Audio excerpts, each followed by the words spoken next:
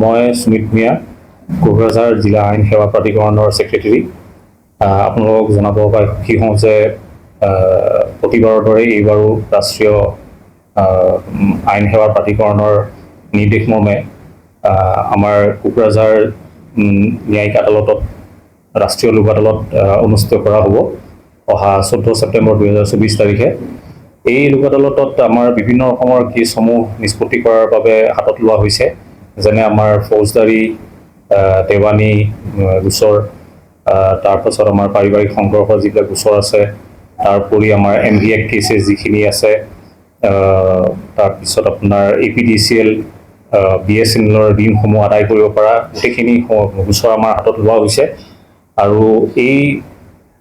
লোক আদালতৰ জৰিয়তে মই সকলো ৰাইজকে আহ্বান জনাইছোঁ যে তেওঁলোক আহক আগবাঢ়ি আহক তেওঁলোকৰ যদি কেছ আছে গোচৰ আছে তেওঁলোকে এই লোক আদালতৰ জৰিয়তে যাতে এই গোচৰসমূহ নিষ্পত্তি কৰি আমাৰ লোক আদালতটো সফল কৰে ধন্যবাদ